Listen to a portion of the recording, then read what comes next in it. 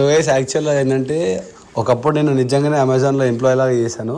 కాకపోతే ఏంటంటే ఆ సిచ్యువేషన్ ఉన్నప్పుడు నేను డిప్లొమా పాస్ అయిన తర్వాత ఈ విషయం చాలామందికి తెలియదు, ఎవరికి కూడా. నేను చాలా వీడియోస్లో కూడా ఎంఎన్సీ కంపెనీలో వర్క్ చేసిన అని చెప్పినా కానీ అది నిజంగా ఎలాంటి కైండ్ ఆఫ్ జాబ్ అని చెప్పలేదు.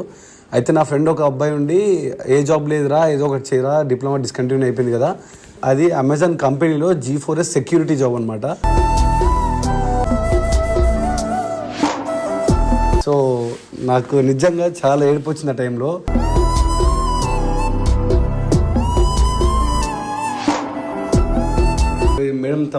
మేడం మాకు ఈరోజు ఒక 1 hour టైం ఇచ్చింది. సో 1 hourలో ఏదో ఒకటి చేయాలని చెప్పేసి యానివర్సరీ సెలబ్రేట్ చేస్తున్నాం అన్నమాట.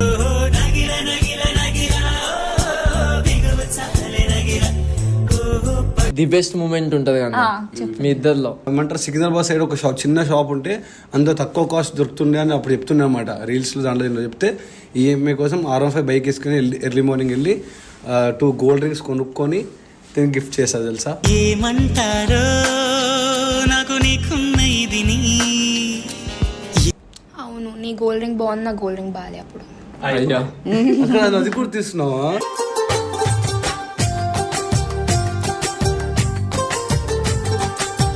నా లవ్ ని యాక్సెప్ట్ చేసిన రోజు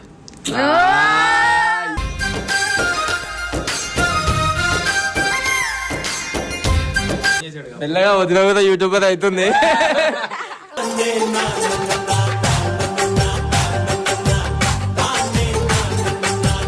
అబ్బా ఇలా జరగకపోయి ఉంటే బాగుండు అని ఏదైనా మూమెంట్ ఉందా మీ ఇద్దరిలో? చాలాసార్లు చెప్పుకున్నా, చాలాసార్లు బాధపడ్డాం. సో మళ్ళీ చెప్పాలి తెచ్చుకోలేదు ఆ టాపిక్ గురించి కూడా. నేను నన్ను క్షమించింది, అది నాకు పెద్ద వరం. అది చాలా నాకు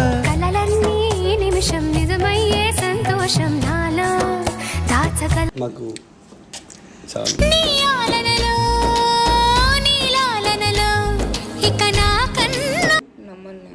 నిజంగా బ్రేకప్ చెప్దాం అనుకుంటా, అందుకే అన్ని సెలబ్రేషన్ చేస్తున్నా.